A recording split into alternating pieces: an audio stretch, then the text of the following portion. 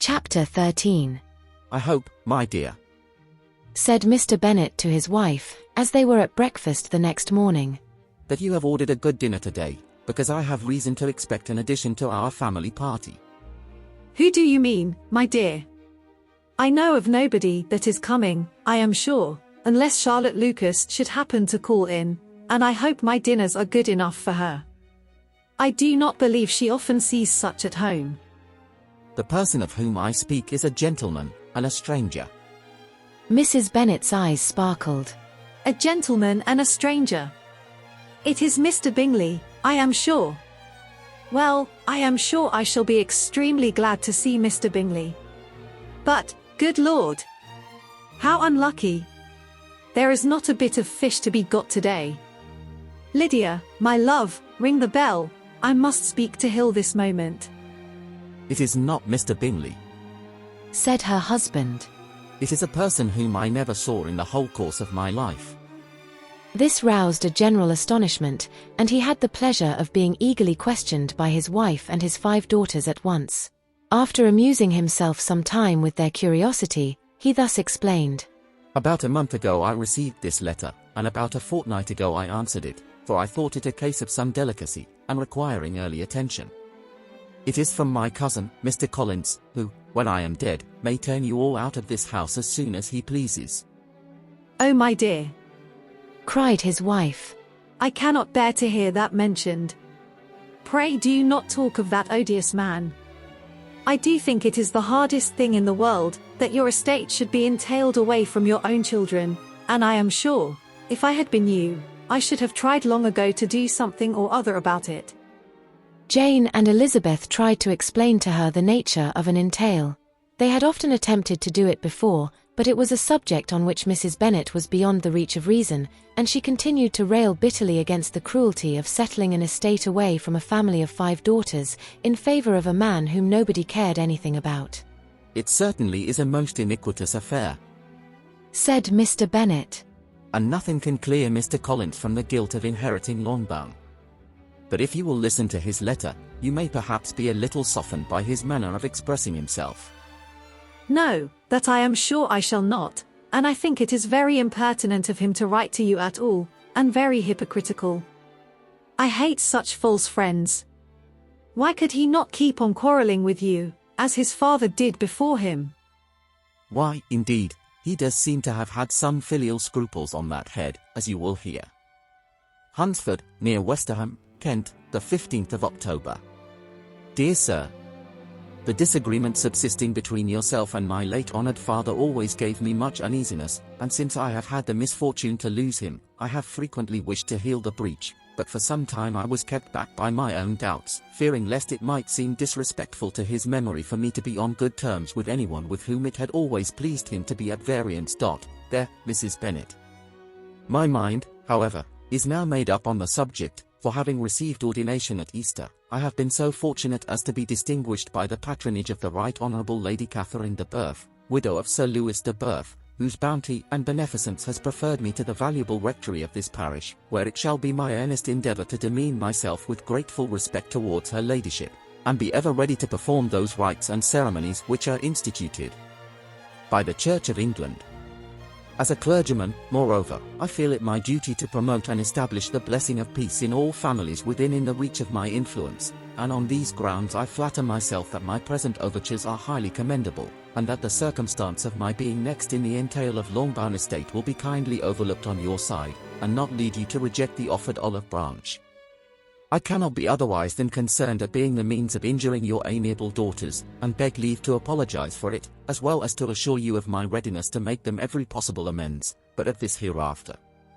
If you should have no objection to receive me into your house, I propose myself the satisfaction of waiting on you and your family, Monday, November 18th, by 4 o'clock, and shall probably trespass on your hospitality till the Saturday se'nnight following, which I can do without any inconvenience, as Lady Catherine is far from objecting to my occasional absence on a Sunday, provided that some other clergyman is engaged to do the duty of the day. I remain, dear Sir, with respectful compliments, to your lady and daughters, your well-wisher and friend, William Collins.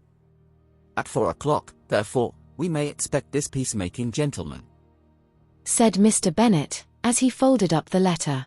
He seems to be a most conscientious and polite young man, upon my word, and I doubt not will prove a valuable acquaintance, especially if Lady Catherine should be so indulgent as to let him come to us again.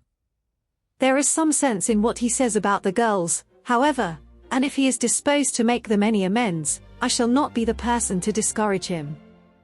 Though it is difficult, said Jane, to guess in what way he can mean to make us the atonement he thinks our due, the wish is certainly to his credit. Elizabeth was chiefly struck by his extraordinary deference for Lady Catherine, and his kind intention of christening, marrying, and burying his parishioners whenever it were required. He must be an oddity, I think, said she. I cannot make him out. There is something very pompous in his style, and what can he mean by apologizing for being next in the entail? We cannot suppose he would help it if he could. Could he be a sensible man, sir? No, my dear, I think not. I have great hopes of finding him quite the reverse. There is a mixture of servility and self-importance in his letter which promises well. I am impatient to see him. In point of composition, said Mary, the letter does not seem defective. The idea of the olive branch perhaps is not wholly new, yet I think it is well expressed. To Catherine and Lydia, neither the letter nor its writer were in any degree interesting. It was next to impossible that their cousin should come in a scarlet coat, and it was now some weeks since they had received pleasure from the society of a man in any other colour. As for their mother, Mr. Collins's letter had done away much of her ill will, and she was preparing to see him with a degree of composure which astonished her husband and daughters. Mr. Collins was punctual to his time, and was received with great politeness by the whole family. Mr. Bennet indeed said little, but the ladies were ready enough to talk, and Mr. Collins seemed neither in need of encouragement nor inclined to be silent himself.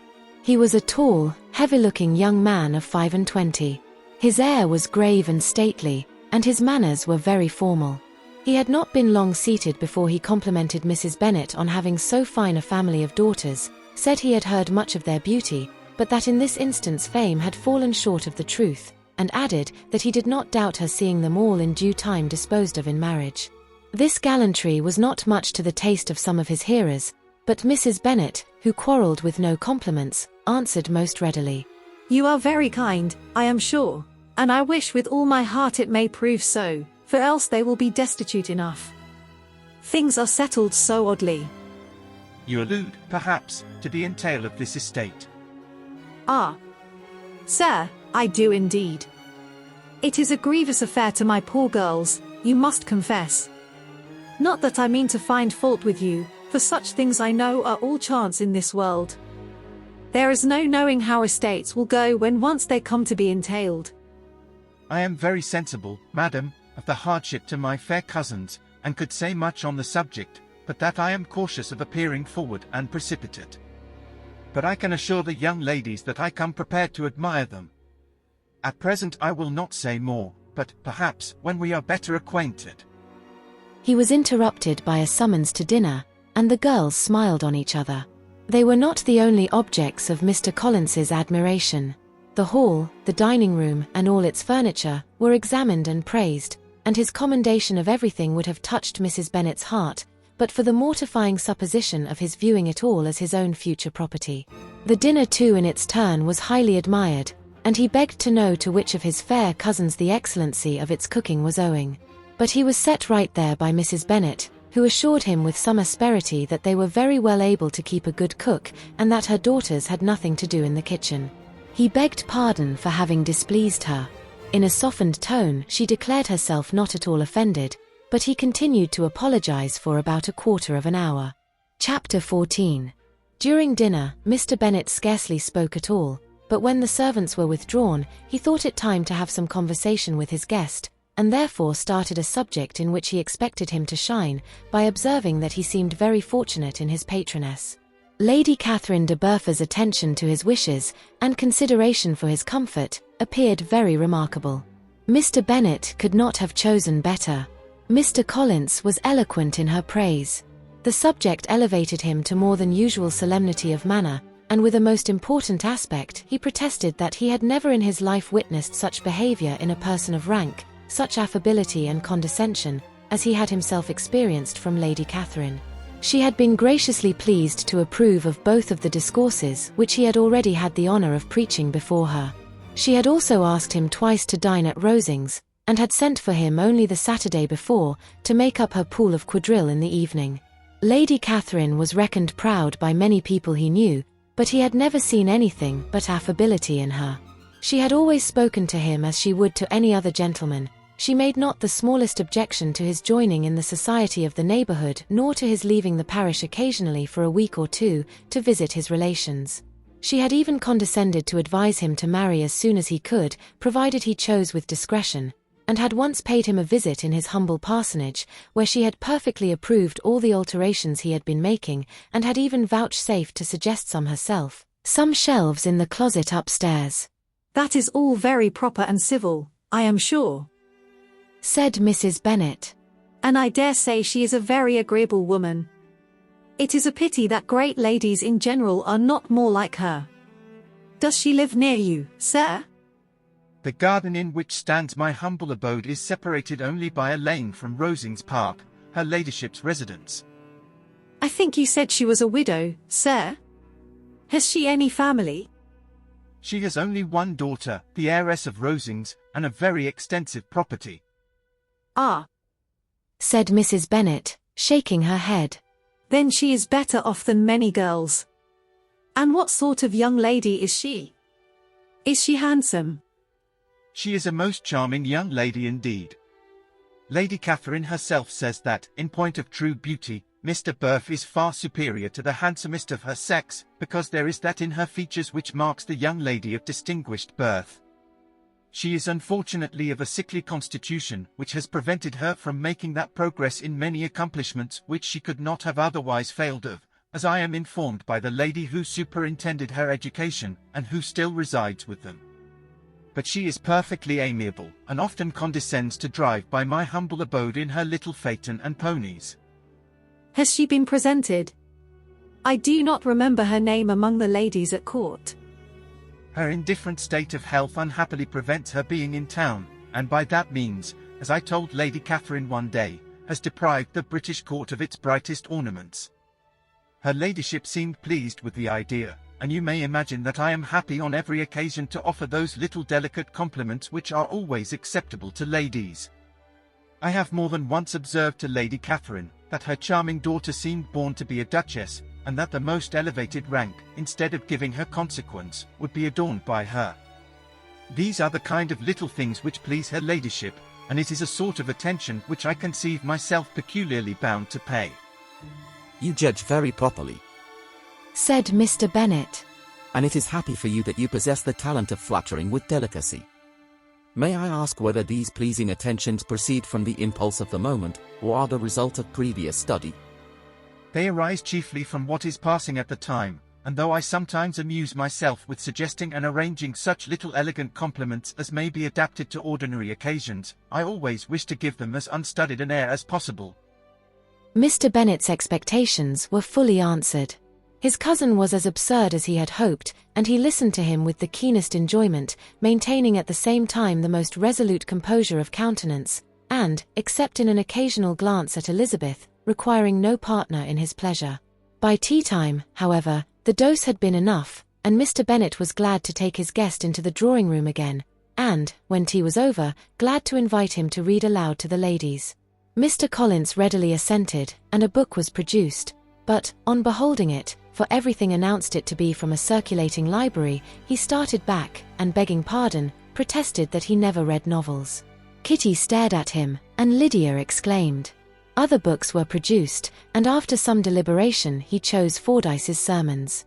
Lydia gaped as he opened the volume, and before he had, with very monotonous solemnity, read 3 pages, she interrupted him with, "Do you know, Mamma, that my Uncle Phillips talks of turning away Richard, and if he does, Colonel Forster will hire him. My aunt told me so herself on Saturday. I shall walk to Meryton tomorrow to hear more about it, and to ask when Mr. Denny comes back from town." Lydia was bid by her 2 eldest sisters to hold her tongue, but Mr. Collins, much offended, laid aside his book, and said, I have often observed how little young ladies are interested by books of a serious stamp, though written solely for their benefit. It amazes me, I confess, for, certainly, there can be nothing so advantageous to them as instruction. But I will no longer importune my young cousin. Then turning to Mr. Bennet, he offered himself as his antagonist at backgammon. Mr. Bennet accepted the challenge, observing that he acted very wisely in leaving the girls to their own trifling amusements. Mrs. Bennet and her daughters apologized most civilly for Lydia's interruption, and promised that it should not occur again, if he would resume his book.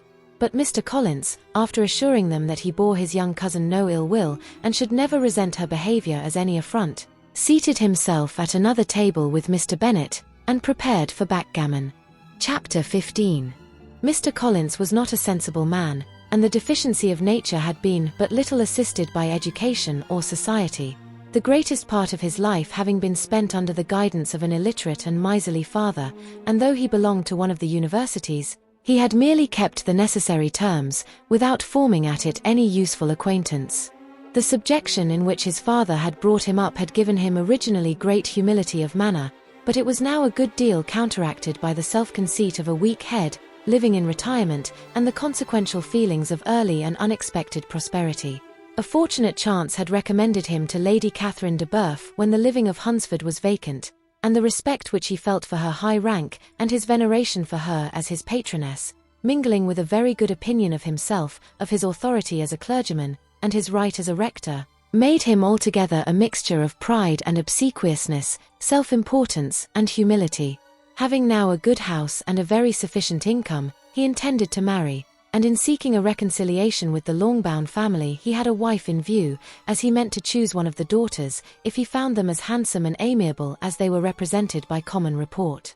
This was his plan of amends, of atonement, for inheriting their father's estate, and he thought it an excellent one, full of eligibility and suitableness, and excessively generous and disinterested on his own part. His plan did not vary on seeing them. Miss Bennet's lovely face confirmed his views, and established all his strictest notions of what was due to seniority, and for the first evening she was his settled choice. The next morning, however, made an alteration, for in a quarter of an hour's tete-a-tete with Mrs. Bennet before breakfast, a conversation beginning with his parsonage house, and leading naturally to the avowal of his hopes that a mistress might be found for it at Longbourn, produced from her, amid very complaisant smiles and general encouragement, a caution against the very Jane he had fixed on. As to her younger daughters, she could not take upon her to say, she could not positively answer, but she did not know of any prepossession. Her eldest daughter, she must just mention, she felt it incumbent on her to hint, was likely to be very soon engaged. Mr. Collins had only to change from Jane to Elizabeth, and it was soon done while Mrs. Bennet was stirring the fire. Elizabeth, equally next to Jane in birth and beauty, succeeded her of course. Mrs. Bennet treasured up the hint, and trusted that she might soon have 2 daughters married, and the man whom she could not bear to speak of the day before was now high in her good graces. Lydia's intention of walking to Meryton was not forgotten. Every sister except Mary agreed to go with her, and Mr. Collins was to attend them, at the request of Mr. Bennet, who was most anxious to get rid of him, and have his library to himself, for thither Mr. Collins had followed him after breakfast, and there he would continue, nominally engaged with one of the largest folios in the collection, but really talking to Mr. Bennet, with little cessation, of his house and garden at Hunsford. Such doings discomposed Mr. Bennet exceedingly. In his library he had been always sure of leisure and tranquillity, and though prepared, as he told Elizabeth, to meet with folly and conceit in every other room of the house, he was used to be free from them there. His civility, therefore, was most prompt in inviting Mr. Collins to join his daughters in their walk, and Mr. Collins, being in fact much better fitted for a walker than a reader, was extremely pleased to close his large book, and go. In pompous nothings on his side, and civil assents on that of his cousins, their time passed till they entered Meryton. The attention of the younger ones was then no longer to be gained by him. Their eyes were immediately wandering up in the street in quest of the officers, and nothing less than a very smart bonnet indeed, or a really new muslin in a shop window, could recall them. But the attention of every lady was soon caught by a young man, whom they had never seen before, of most gentlemanlike appearance, walking with another officer on the other side of the way. The officer was the very Mr. Denny concerning whose return from London Lydia came to inquire, and he bowed as they passed. All were struck with the stranger's air, all wondered who he could be, and Kitty and Lydia, determined if possible to find out, led the way across the street, under pretense of wanting something in an opposite shop, and fortunately had just gained the pavement when the two gentlemen, turning back, had reached the same spot. Mr. Denny addressed them directly, and entreated permission to introduce his friend, Mr. Wickham, who had returned with him the day before from town, and he was happy to say had accepted a commission in their corps. This was exactly as it should be, for the young man wanted only regimentals to make him completely charming. His appearance was greatly in his favor. He had all the best part of beauty, a fine countenance, a good figure, and very pleasing address. The introduction was followed up on his side by a happy readiness of conversation, a readiness at the same time perfectly correct and unassuming, and the whole party were still standing and talking together very agreeably, when the sound of horses drew their notice, and Darcy and Bingley were seen riding down the street. On distinguishing the ladies of the group, the two gentlemen came directly towards them, and began the usual civilities. Bingley was the principal spokesman, and Miss Bennet the principal object. He was then, he said, on his way to Longbourn on purpose to inquire after her. Mr. Darcy corroborated it with a bow, and was beginning to determine not to fix his eyes on Elizabeth, when they were suddenly arrested by the sight of the stranger, and Elizabeth, happening to see the countenance of both as they looked at each other, was all astonishment at the effect of the meeting. Both changed colour, one looked white, the other red. Mr. Wickham, after a few moments, touched his hat, a salutation which Mr. Darcy just deigned to return. What could be the meaning of it? It was impossible to imagine, it was impossible not to long to know. In another minute, Mr. Bingley, but without seeming to have noticed what passed, took leave and rode on with his friend. Mr. Denny and Mr. Wickham walked with the young ladies to the door of Mr. Phillips's house, and then made their bows, in spite of Miss Lydia's pressing entreaties that they should come in, and even in spite of Mrs. Phillips's throwing up the parlour window and loudly seconding the invitation. Mrs. Phillips was always glad to see her nieces, and the two eldest, from their recent absence, were particularly welcome, and she was eagerly expressing her surprise at their sudden return home, which, as their own carriage had not fetched them, she should have known nothing about, if she had not happened to see Mr. Jones's shop-boy in the street, who had told her that they were not to send any more drafts to Netherfield because the Miss Bennets were come away, when her civility was claimed. Towards Mr. Collins by Jane's introduction of him. She received him with her very best politeness, which he returned with as much more, apologizing for his intrusion, without any previous acquaintance with her, which he could not help flattering himself, however, might be justified by his relationship to the young ladies who introduced him to her notice. Mrs. Phillips was quite awed by such an excess of good breeding, but her contemplation of one stranger was soon put to an end by exclamations and inquiries about the other, of whom, however, she could only tell her nieces what they already knew, that Mr. Denny had brought him from London, and that he was to have a lieutenant's commission in the shire. She had been watching him the last hour, she said, as he walked up and down the street, and had Mr. Wickham appeared, Kitty and Lydia would certainly have continued the occupation, but unluckily no one passed windows now except a few of the officers, who, in comparison with the stranger, were become stupid, disagreeable fellows. Some of them were to dine with the Phillipses the next day, and their aunt promised to make her husband call on Mr. Wickham, and give him an invitation also, if the family from Longbourn would come in the evening.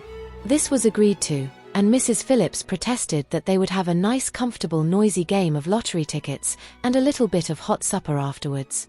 The prospect of such delights was very cheering, and they parted in mutual good spirits. Mr. Collins repeated his apologies in quitting the room, and was assured with unwearying civility that they were perfectly needless. As they walked home, Elizabeth related to Jane what she had seen pass between the two gentlemen, but though Jane would have defended either or both, had they appeared to be in the wrong, she could no more explain such behaviour than her sister. Mr. Collins on his return highly gratified Mrs. Bennet by admiring Mrs. Phillips's manners and politeness. He protested that, except Lady Catherine and her daughter, he had never seen a more elegant woman, for she had not only received him with the utmost civility, but even pointedly included him in her invitation for the next evening, although utterly unknown to her before. Something, he supposed, might be attributed to his connection with them, but yet he had never met with so much attention in the whole course of his life. Chapter 16. As no objection was made to the young people's engagement with their aunt, and all Mr. Collins's scruples of leaving Mr. and Mrs. Bennet for a single evening during his visit were most steadily resisted, the coach conveyed him and his 5 cousins at a suitable hour to Meryton, and the girls had the pleasure of hearing, as they entered the drawing-room, that Mr. Wickham had accepted their uncle's invitation, and was then in the house. When this information was given, and they had all taken their seats, Mr. Collins was at leisure to look around him and admire, and he was so much struck with the size and furniture of the apartment, that he declared he might almost have supposed himself in the small summer breakfast parlour at Rosings, a comparison that did not at first convey much gratification, but when Mrs. Phillips understood from him what Rosings was, and who was its proprietor, when she had listened to the description of only one of Lady Catherine's drawing-rooms, and found that the chimney-piece alone had cost £800, she felt all the force of the compliment, and would hardly have resented a comparison with the housekeeper's room. In describing to her all the grandeur of Lady Catherine and her mansion, with occasional digressions in praise of his own humble abode and the improvements it was receiving, he was happily employed until the gentlemen joined them, and he found in Mrs. Phillips a very attentive listener, whose opinion of his consequence increased with what she heard, and who was resolving to retail it all among her neighbours as soon as she could. To the girls, who could not listen to their cousin, and who had nothing to do but to wish for an instrument, and examine their own indifferent imitations of china on the mantelpiece, the interval of waiting appeared very long. It was over at last, however. The gentleman did approach, and when Mr. Wickham walked into the room, Elizabeth felt that she had neither been seeing him before, nor thinking of him since, with the smallest degree of unreasonable admiration. The officers of the shire were in general a very creditable, gentlemanlike set, and the best of them were of the present party. But Mr. Wickham was as far beyond them all in person, countenance, air, and walk, as they were superior to the broad-faced, stuffy Uncle Phillips, breathing port wine, who followed them into the room. Mr. Wickham was the happy man towards whom almost every female eye was turned, and Elizabeth was the happy woman by whom he finally seated himself, and the agreeable manner in which he immediately fell into conversation, though it was only on its being a wet night, made her feel that the commonest, dullest, most threadbare topic might be rendered interesting by the skill of the speaker. With such rivals for the notice of the fair as Mr. Wickham and the officers, Mr. Collins seemed to sink into insignificance. To the young ladies he certainly was nothing, but he had still at intervals a kind listener in Mrs. Phillips, and was by her watchfulness most abundantly supplied with coffee and muffin. When the card tables were placed, he had the opportunity of obliging her in turn, by sitting down to whist. "I know little of the game at present," said he, "but I shall be glad to improve myself, for in my situation in life." Mrs. Phillips was very glad for his compliance, but could not wait for his reason. Mr. Wickham did not play at whist, and with ready delight was he received at the other table between Elizabeth and Lydia. At first there seemed danger of Lydia's engrossing him entirely, for she was a most determined talker, but being likewise extremely fond of lottery tickets, she soon grew too much interested in the game, too eager in making bets and exclaiming after prizes to have attention for anyone in particular. Allowing for the common demands of the game, Mr. Wickham was therefore at leisure to talk to Elizabeth, and she was very willing to hear him, though what she chiefly wished to hear she could not hope to be told, the history of his acquaintance with Mr. Darcy. She dared not even mention that gentleman. Her curiosity, however, was unexpectedly relieved. Mr. Wickham began the subject himself. He inquired how far Netherfield was from Meryton, and, after receiving her answer, asked in a hesitating manner how long Mr. Darcy had been staying there. About a month, said Elizabeth, and then, unwilling to let the subject drop, added, He is a man of very large property in Derbyshire, I understand. Yes, replied Mr. Wickham. his estate there is a noble one. A clear 10,000 per annum. You could not have met with a person more capable of giving you certain information on that head than myself, for I have been connected with his family in a particular manner from my infancy. Elizabeth could not but look surprised. You may well be surprised, Miss Bennet, at such an assertion, after seeing, as you probably might, the very cold manner of our meeting yesterday. Are you much acquainted with Mr. Darcy? As much as I ever wished to be. Cried Elizabeth very warmly. I have spent 4 days in the same house with him, and I think him very disagreeable. I have no right to give my opinion, said Wickham. as to his being agreeable or otherwise. I am not qualified to form one. I have known him too long and too well to be a fair judge. It is impossible for me to be impartial. But I believe your opinion of him would in general astonish, and perhaps you would not express it quite so strongly anywhere else. Here you are in your own family. Upon my word, I say no more here than I might say in any house in the neighbourhood, except Netherfield. He is not at all liked in Hertfordshire. Everybody is disgusted with his pride. You will not find him more favourably spoken of by anyone. I cannot pretend to be sorry, said Wickham, after a short interruption, that he or that any man should not be estimated beyond their deserts, but with him I believe it does not often happen. The world is blinded by his fortune and consequence, or frightened by his high and imposing manners, and sees him only as he chooses to be seen. I should take him, even on my slight acquaintance, to be an ill-tempered man. Wickham only shook his head. I wonder, said he, at the next opportunity of speaking, whether he is likely to be in this country much longer. I do not at all know, but I heard nothing of his going away when I was at Netherfield. I hope your plans in favour of the Shire will not be affected by his being in the neighbourhood. Oh? No, it is not for me to be driven away by Mr. Darcy. If he wishes to avoid seeing me, he must go. We are not on friendly terms, and it always gives me pain to meet him, but I have no reason for avoiding him but what I might proclaim before all the world, a sense of very great ill-usage, and most painful regrets at his being what he is. His father, Miss Bennet, the late Mr. Darcy, was one of the best men that ever breathed, and the truest friend I ever had, and I can never be in company with this Mr. Darcy without being grieved to the soul by 1,000 tender recollections. His behaviour to myself has been scandalous, but I verily believe I could forgive him anything and everything, rather than his disappointing the hopes and disgracing the memory of his father. Elizabeth found the interest of the subject increase, and listened with all her heart, but the delicacy of it prevented further inquiry. Mr. Wickham began to speak on more general topics, Meryton, the neighbourhood, the society, appearing highly pleased with all that he had yet seen, and speaking of the latter with gentle but very intelligible gallantry.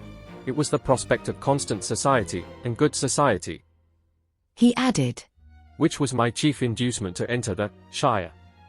I knew it to be a most respectable, agreeable corps, and my friend Denny tempted me further by his account of their present quarters, and the very great attentions and excellent acquaintances Meryton had procured them.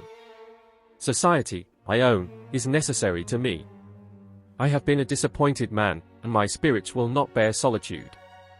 I must have employment and society. A military life is not what I was intended for, but circumstances have now made it eligible.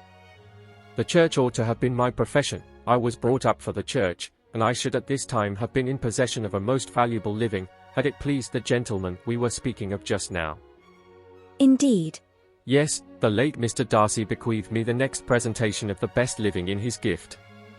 He was my godfather, and excessively attached to me. I cannot do justice to his kindness. He meant to provide for me amply, and thought he had done it, but when the living fell, it was given elsewhere. Good heavens! cried Elizabeth. But how could that be? How could his will be disregarded? Why did you not seek legal redress? There was just such an informality in the terms of the bequest as to give me no hope from law. A man of honour could not have doubted the intention, but Mr. Darcy chose to doubt it, or to treat it as a merely conditional recommendation, and to assert that I had forfeited all claim to it by extravagance, imprudence, in short anything or nothing. Certain it is, that the living became vacant 2 years ago, exactly as I was of an age to hold it, and that it was given to another man, and no less certain is it, that I cannot accuse myself of having really done anything to deserve to lose it. I have a warm, unguarded temper, and I may have spoken my opinion of him, and to him, too freely.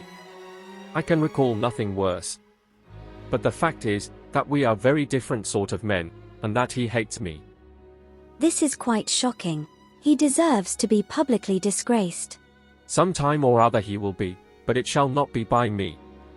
Till I can forget his father, I can never defy or expose him.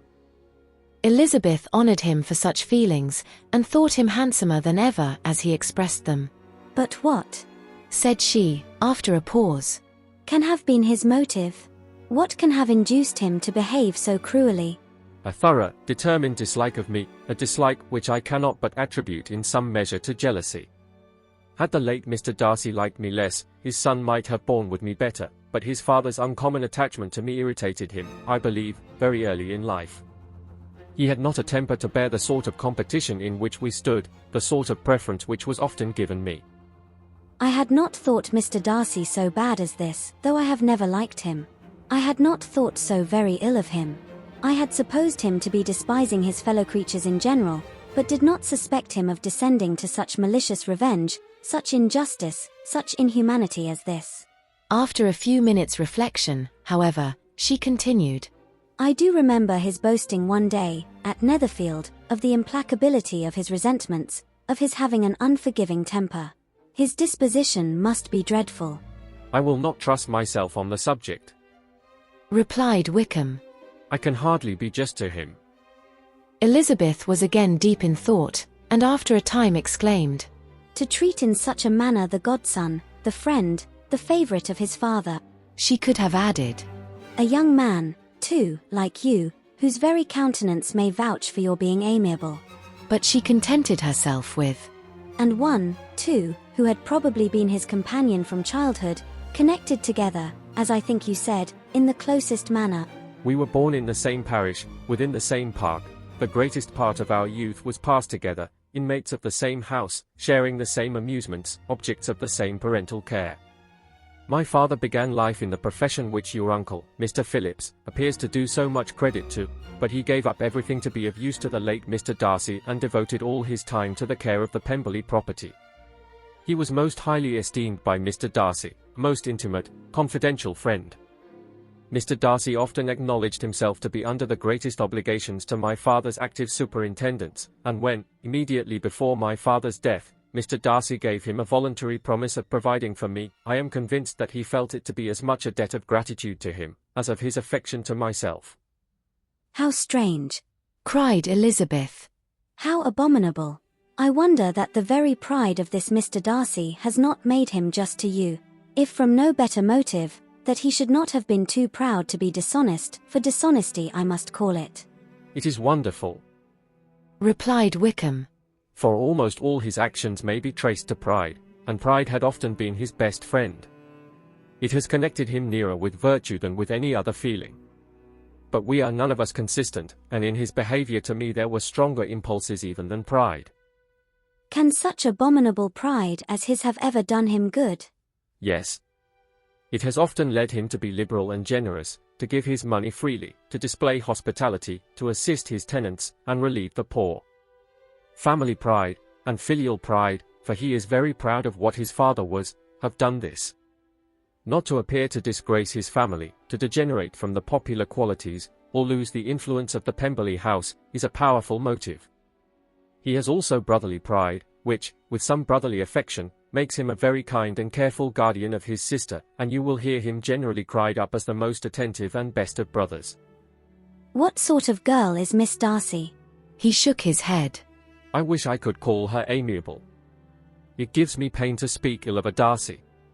But she is too much like her brother, very, very proud. As a child, she was affectionate and pleasing, and extremely fond of me, and I have devoted hours and hours to her amusement. But she is nothing to me now. She is a handsome girl, about 15 or 16, and, I understand, highly accomplished. Since her father's death, her home has been London, where a lady lives with her, and superintends her education. After many pauses and many trials of other subjects, Elizabeth could not help reverting once more to the first, and saying, I am astonished at his intimacy with Mr. Bingley. How can Mr. Bingley, who seems good humour itself, and is, I really believe, truly amiable, be in friendship with such a man? How can they suit each other? Do you know Mr. Bingley? Not at all. He is a sweet-tempered, amiable, charming man. He cannot know what Mr. Darcy is.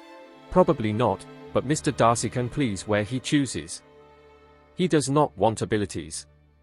He can be a conversable companion if he thinks it worth his while. Among those who are at all his equals in consequence, he is a very different man from what he is to the less prosperous. His pride never deserts him, but with the rich he is liberal-minded, just, sincere, rational, honourable, and perhaps agreeable, allowing something for fortune and figure. The whist party soon afterwards breaking up, the players gathered round the other table and Mr. Collins took his station between his cousin Elizabeth and Mrs. Phillips. The usual inquiries as to his success was made by the latter. It had not been very great, he had lost every point, but when Mrs. Phillips began to express her concern thereupon, he assured her with much earnest gravity that it was not of the least importance, that he considered the money as a mere trifle, and begged that she would not make herself uneasy. I know very well, madam, said he, that when persons sit down to a card table, they must take their chances of these things, and happily I am not in such circumstances as to make 5 shillings any object. There are undoubtedly many who could not say the same, but thanks to Lady Catherine de Bourgh, I am removed far beyond the necessity of regarding little matters. Mr. Wickham's attention was caught, and after observing Mr. Collins for a few moments, he asked Elizabeth in a low voice whether her relation was very intimately acquainted with the family of de Bourgh. Lady Catherine de Bourgh, she replied, has very lately given him a living. I hardly know how Mr. Collins was first introduced to her notice, but he certainly has not known her long. You know of course that Lady Catherine de Bourgh and Lady Anne Darcy were sisters, consequently that she is aunt to the present Mr. Darcy. No, indeed, I did not. I knew nothing at all of Lady Catherine's connections. I never heard of her existence till the day before yesterday. Her daughter, Miss de Bourgh, will have a very large fortune, and it is believed that she and her cousin will unite the 2 estates. This information made Elizabeth smile, as she thought of poor Miss Bingley. Vain indeed must be all her attentions, vain and useless her affection for his sister and her praise of himself, if he were already self-destined for another. Mr. Collins, said she, speaks highly both of Lady Catherine and her daughter, but from some particulars that he has related of her ladyship, I suspect his gratitude misleads him, and that in spite of her being his patroness, she is an arrogant, conceited woman. I believe her to be both in a great degree, replied Wickham.